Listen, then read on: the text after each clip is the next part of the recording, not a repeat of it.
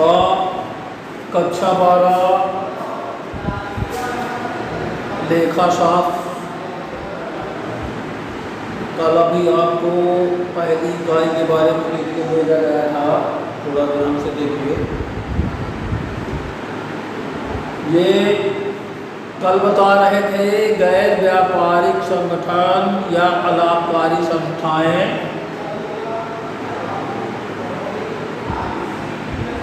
गैर व्यापारिक संस्थाएं क्या हैं? ऐसी संस्थाएं जिनकी स्थापना का उद्देश्य लाभ कमाना नहीं होता है। प्रथम उद्देश्य, मुख्य उद्देश्य लाभ कमाना नहीं होता, लेकिन रोकड़ का लेन देन करती हैं, वो कहलाती हैं गैर व्यापारिक। व्यापार, अब कहेंगे गैर व्यापारिक क्या है, तो व्यापारिक क्या है? वस्तुओं का क्रय विक्रय व्यापार कहलाता है। क्रय विक्रय की क्रियाएं व्यापारिक क्रियाएं कहलाती हैं। तो ऐसी संस्थाएं जो वस्तुओं का क्रय विक्रय नहीं करती, लेकिन नगद का आवागमन रहता है, रोकड़ आती है जाती है, तो शासन के आदेश अनुसार, आयकर विभाग के आदेश अनुसार खाते बनाना अनिवार्य है। कल मैं उदाहरण बताया था, गैर व्यापारिक संस्थाएं, पेशेवर व्यक्ति, ये क्या है? वही खाता रखने की बात कई बार बताया गया, फिर से बताते हैं। 4 पद्धतियां हैं: दोहरा लेखा प्रणाली, रोकड़ प्रणाली, गहरा लेखा प्रणाली, भारतीय बही खाता प्रणाली।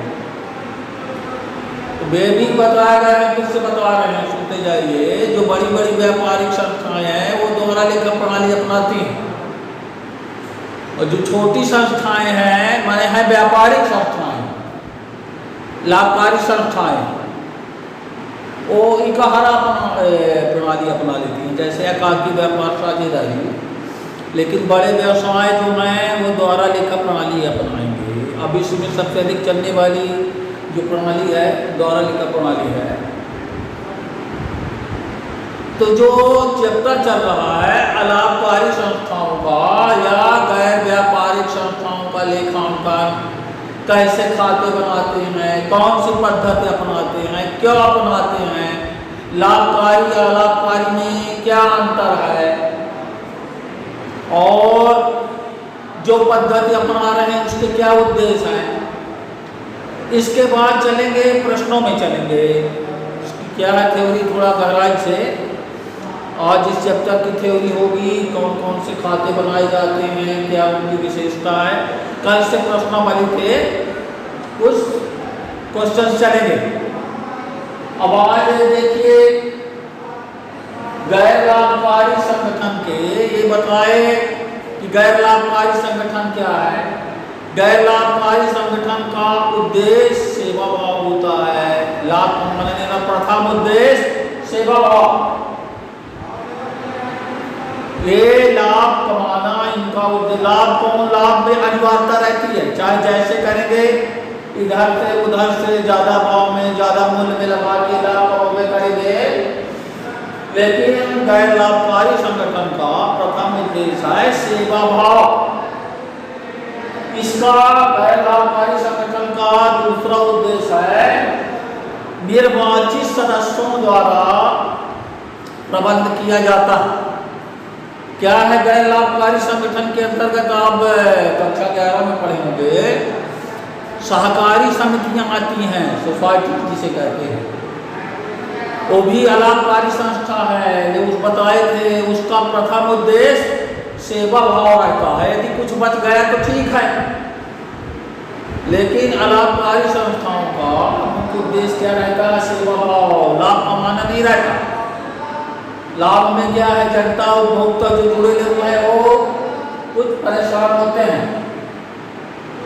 अच्छा, इसमें क्या है, थोड़ा सा इसी विशेषता में अलाभकारी संस्थाओं के आय के स्रोत क्या हैं। जैसा कि कल बताया गया था, आय के स्रोत बहुत से होते हैं। उसमें उन संस्थाओं का सदस्य बनता है, सदस्यता शुल्क, संस्थाओं को दान मिलता है, प्रवेश शुल्क मिलती है, आजीवन सदस्यता शुल्क मिलती है, कुछ ऐसी संस्थाएं होती जो मनोरंजन करती हैं, मनोरंजन से आय होती है, भाषण से आय होती है। यही संस्थाएं कहीं कहीं क्या है, इतना चंदा एक्स्ट्रा पैसा आ गया तो उसको डिपॉजिट कर दिए, शेयर ले लिए, ऋण पत्र ले लिए, उससे आय आती है। अच्छा, कहीं कहीं क्या है कि साधनों पर जाते हैं, इनके पास यदि कोई संपत्ति है पहले से पुरानी हो चुकी है, उनको बेचने से जो आय आती है, तो ये आय कहला गई। आय के क्या है, 8-10 साल हो गए, फिर धीरे धीरे बढ़ते जाते हैं। लेकिन ये 8-10 जो स्रोत बताए गए, ये गैर लाभकारी संस्थाओं के मुख्य आय के स्रोत हैं। और हेलो हेलो, ये अभी मैं वीडियो रिकॉर्डिंग कर रहा हूँ, स्कूल की बात नहीं कर रहा हूँ, बहुत लगा था। नहीं, मैं बताता हूँ, पूरा वीडियो रिकॉर्डिंग।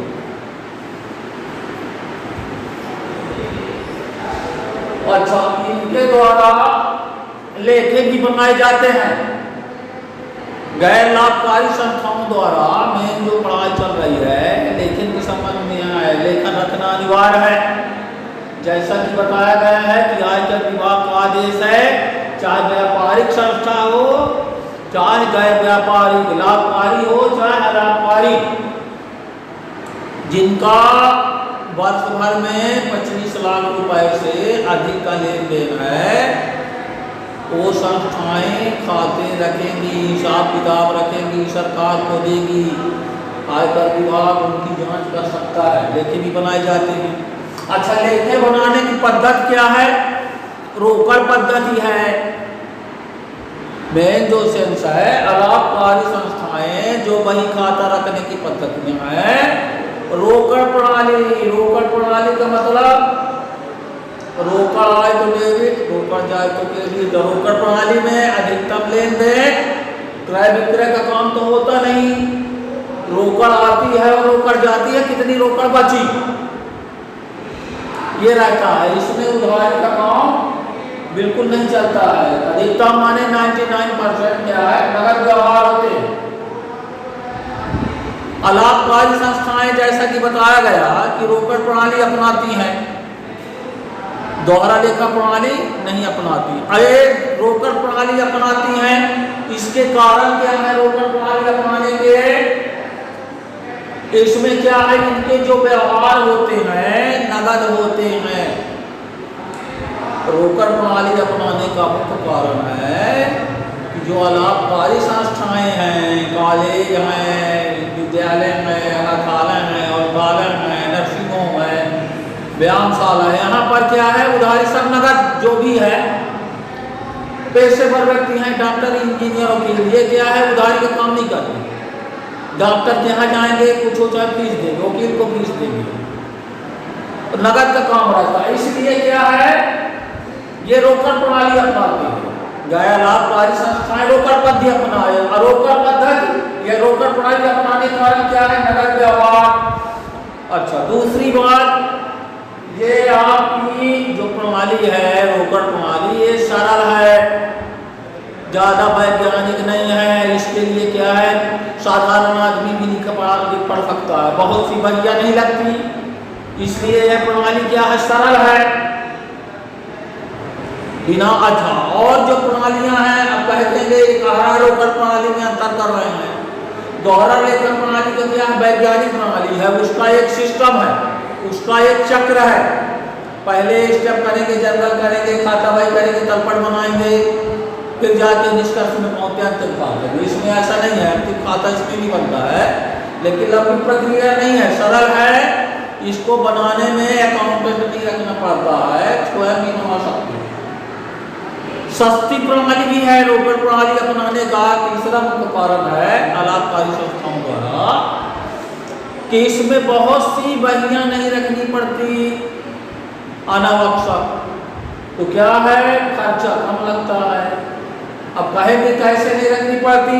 अब दोहरा लेखा प्रणाली पढ़े हैं, कक्षा 11 में बताया गया है। उसमें बहुत सी समायत बहियाँ, क्रय बही, विक्रय बही, रोकड़ बही, एक स्तंभी, दो स्तंभी, तमाम क्रय वापसी, विक्रय वापसी, प्राप्त में दे, कितनी बहियाँ रखनी पड़ती है।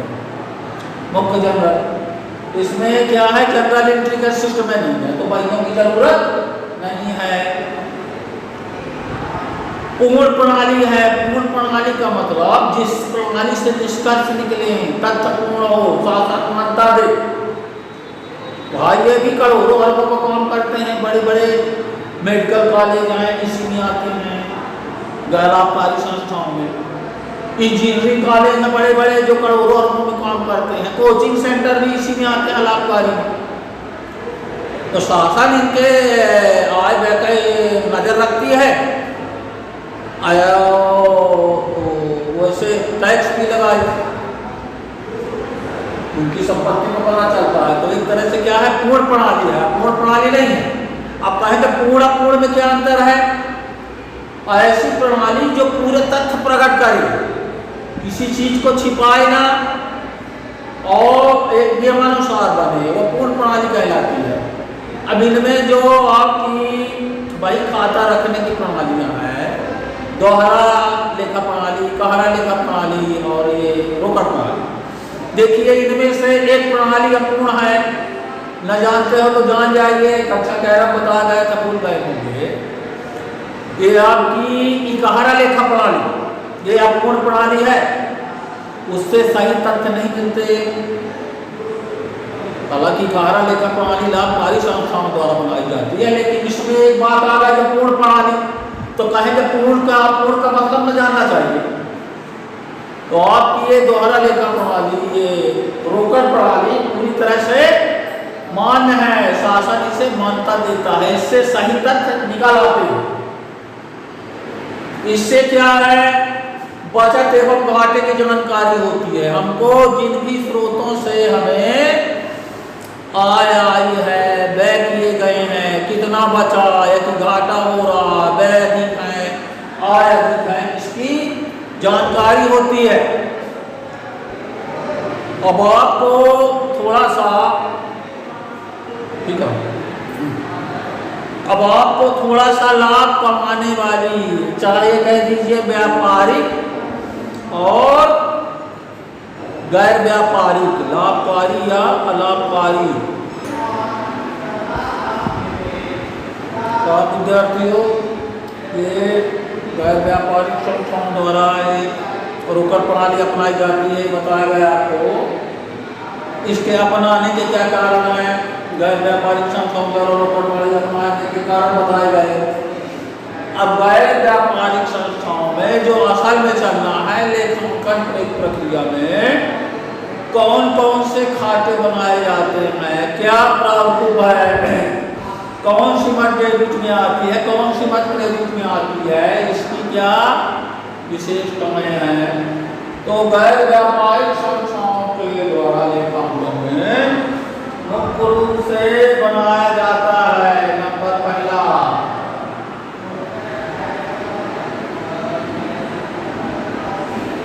प्राप्त भुगतान खाता, दूसरा बन गया प्राप्त भुगतान खाते से बनता है आय व्यय खाता, और तीसरा बन गया आय व्यय खाते से बनता है खाते शिक्षा। ये समझिए, देखिए अलाभकारी या गैर व्यापारिक संस्थाओं द्वारा 3 खाते बनाए जाते हैं, चौथा खाता नहीं बनता। इनका एक सिस्टम है, पहले प्राप्त भुगतान खाता बनेगा, फिर उसको प्राप्त भुगतान खाते से आय व्यय खाता बनेगा, आय व्यय खाते से शिक्षा बनेगा, ऐसा है। अब आते हैं प्राप्त भुगतान खाता। एक तरह से प्राप्त भुगतान खाता का रोकड़ बही का सारांश माना जाता है। प्राप्त भुगतान खाता रोकड़ वही का सारांश है। केवल इसमें उधारी का काम रहता नहीं प्राप्त भुगतान खाते में, केवल रोकड़ी लेन देन लिखे जाते हैं। तो प्राप्त भुगतान खाते में है क्या, थोड़ा समझिए। प्राप्त भुगतान खाते में डेबिट साइड में प्राप्तियां आती हैं, क्रेडिट में भुगतान आते हैं। अब इसमें क्या है, थोड़ा सा इसकी विशेषता मौखिक सुनिए। प्राप्त भुगतान खाते की प्रकृति समझना है। जैसे खातों की प्रकृति होती है, वस्तुगत खाता, व्यक्तिगत खाता, वस्तुगत खाता, नामांकित। तो सबसे पहले हर खाते की प्रकृति, जितने भी दुनिया के खाते बनते हैं सबकी प्रकृति होती है। अब खाते तीन प्रकार के होते हैं। तो प्राप्त भुगतान खाता की जो प्रकृति होती है वो वस्तुगत खाते की होती है। अर्थात वस्तु आए, जो वस्तु संपत्ति आए डेबिट में, जो वस्तु संपत्ति जाए क्रेडिट में, वस्तुगत खाते की प्रकृति होती है। ये जाने रहिए। सबसे पहले क्या है ये जानना है, क्या लाभकारी द्वारा संस्थाओं द्वारा बनाया जाता है प्राप्त भुगतान खाता, वर्ष के अंतिम दिन बनाया जाता है। तो इसके क्या है, लिखने का क्या प्रारूप बताएंगे, लेकिन इसकी थोड़ा सा मौखिक विशेषता जाने रहिए। प्राप्त भुगतान खाता में सबसे पहले शीर्षक संस्था का नाम, क्लब, अनाथालय जो भी है, हॉस्पिटल, विद्यालय, सबसे पहले संस्था का नाम जो संस्था बना रही है, फिर खाते का नाम प्राप्त भुगतान खाता, फिर बनाने की तिथि। प्रारूप बताएंगे लेकिन अभी मौखिक सुनिए। फिर इसमें क्या है, प्रारूप बनाए। डेबिट क्रेडिट खाता है। डेबिट साइड में समस्त प्राप्तियां, क्रेडिट साइड में समस्त भुगतान, केवल नगद आए। अच्छा, कैसी प्राप्तियां, चाहे वर्तमान की हों, करंट ईयर की हों, चाहे गत वर्ष की हों, बीते वर्ष की हों, चाहे आगामी वर्ष, मिला भर है उस सत्र में मिल रहा है, चाहे जिस वर्ष का हो, वर्तमान का हो, चाहे बहुत का, चाहे भविष्य का, प्राप्त हुआ है उसको प्राप्त भुगतान खाते में प्राप्ति में दर्शा देना है। छटनी नहीं करना है कि इस वित्तीय वर्ष भर का ले। तो समस्त प्राप्तियां डेबिट में दर्शाई जाती हैं, समस्त भुगतान क्रेडिट में दर्शाए जाते हैं। प्राप्त भुगतान खाते का निष्कर्ष रोकड़ शेष बताता है। मतलब एक वित्तीय वर्ष के दौरान एक संस्था को कितनी रोकड़ आई या कितनी रोकड़ गई, किन किन स्रोतों से आई, किन किन मदों में गई, और कितनी शेष बची। ये भी जाने रहिए, एक बात की गारंटी है, प्राप्त भुगतान खाते में जैसे डेबिट में प्राप्तियां आती हैं, रोकड़ आती है, क्रेडिट में रोकड़ जाती है, लेकिन ये गारंटी है कि रोकड़ आएगी अधिक, जाएगी कम। माने प्राप्त भुगतान खाते का शेष हमेशा डेबिट रहेगा। डेबिट शेष का मतलब जिस तरफ की मद पक्ष का योग अधिक हो वो शेष कहलाता है। तो डेबिट में प्राप्तियां आती हैं, आया तो रोकड़ आती है, क्रेडिट में जाती है तो आगम अधिक रहेगा, भुगतान कम रहेगा। अच्छा, तो इसका शुरुआत कहाँ से होती है, नमूना बन गया। और नमूने के बाद इसमें इसकी शुरुआत गत वर्ष के रोकड़ शेष से होती है। टू बैलेंस ड्यूटी लिखते हैं, कुछ ना कुछ रोकड़ रहेगी और अंतिम में रोकड़ शेष निकलता है। शुरू में जैसे बना रहे हैं टू बैलेंस ड्यूटी, रोकड़ आ गई, क्रेडिट में रहेगा बाई बैलेंस ड्यूटी, रोकड़ शेष रहेगी। प्राप्त भुगतान खाते की रोकड़ फिर चिट्ठे में चली जाती है। कैश बन जाती है। प्राप्ति भुगतान खाते की जो कैश होती है वो चिट्ठे में कैश का अलग रहता है ना, एसेट्स संपत्ति पक्ष में कैश बन जाती है। और जब प्राप्ति भुगतान खाते में समायोजन का लेखा नहीं किया जाता, उपार्जित अनुपार्जित अदत्त पूर्वदत्त ह्रास माने किसी भी प्रकार के समायोजन का लेखा नहीं किया जाता है। ये इसकी कुछ विशेषताएं हो गई। चाहे कह दीजिए प्राप्ति भुगतान खाता बनाते समय ध्यान रखने योग्य बातें, ये 5-6 बातें हैं जो प्राप्ति भुगतान खाते। अच्छा, इसको विधिवत क्या है, इसका प्रारूप बताया जाएगा, लेकिन आज नहीं। प्राप्ति भुगतान खाते। अच्छा, दूसरी बात रोकड़ बही का एक सारांश, तो अपने को रोकड़ बही और प्राप्ति भुगतान खाते में अंतर भी जानना है। रोकड़ बही का सारांश है, रोकड़ बही में भी नकदी लेन देन लिखते हैं, इसमें भी नकदी लेन देन लिखते हैं।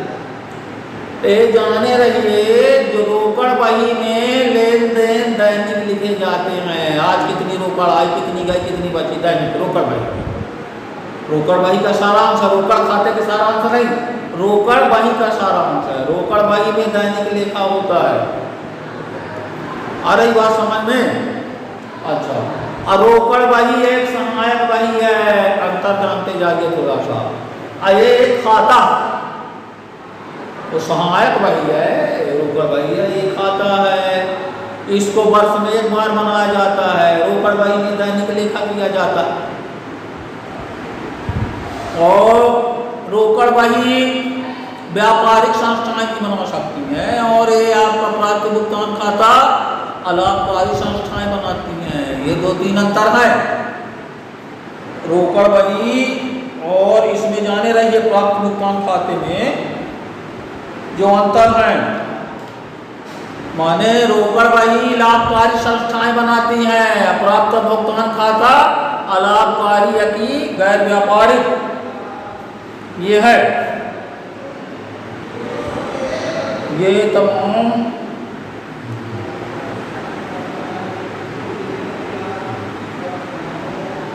ये कहानी आ रही है।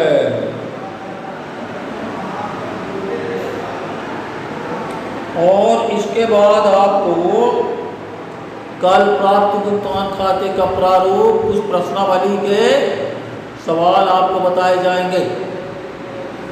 अब आज क्या हो गया, ये आपका जो है रोकड़ पद्धति अपनाने के कारण, किस कारण से गैर व्यापारिक संस्थाएं रोकड़ पद्धति अपनाती हैं, कौन कौन से खाते बनाए जाते हैं, लेखांकन प्रक्रिया क्या है, गैर व्यापारिक संस्थाओं में 3 खाते बनते हैं, प्राप्ति भुगतान खाता कैसे बनता है, प्रारूप नहीं बताया गया लेकिन मौखिक रूप से बहुत कुछ बता दिया गया है। अब प्राप्ति भुगतान खाता और रोकड़ बही में क्या अंतर है, वो भी 3-4 अंतर आपको बताए गए, उतने पर्याप्त। अब और कल से अगला वीडियो भेजा जाएगा।